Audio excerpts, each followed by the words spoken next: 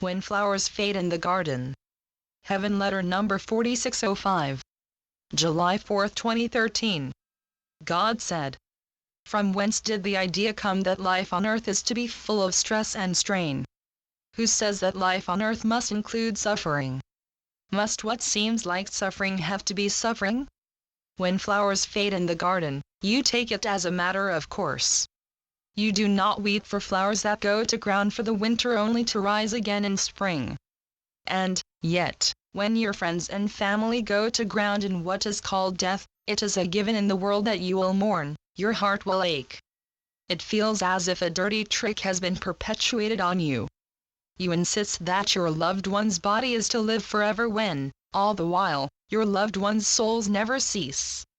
What is so wrong for a loved one of yours to take a rest, to be renewed, to be off center stage? You may have the feeling that you can't go on without the presence of your loved one. It is inevitable that you will go on. Your heart will gather up its blessings. You will continue living and loving.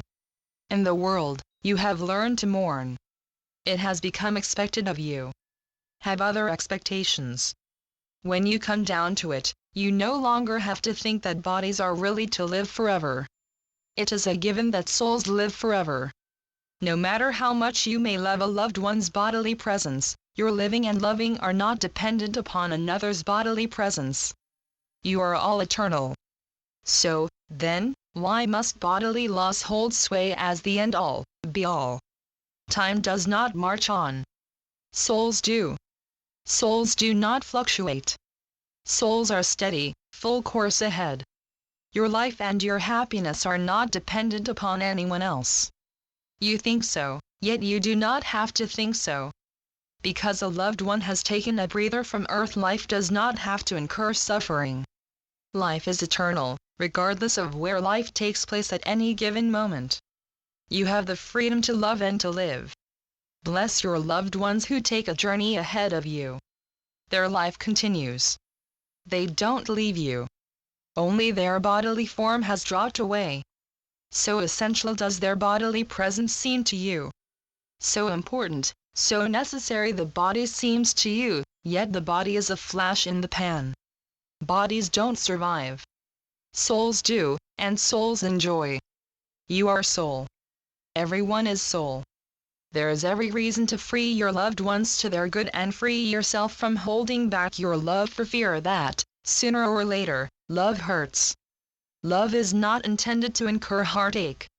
Heartache is something you impose on yourself. Suffering is not natural. Suffering does not have to be. Suffering is an add-on that is not required. We return again to the theme that there is no loss. There is no ownership, and there is no loss. Life and love are eternal. It is yourself you cry for. This isn't love. It is not love for your loved ones, nor is it love for yourself. It is hanging on. Pity no one, not yourself and not another.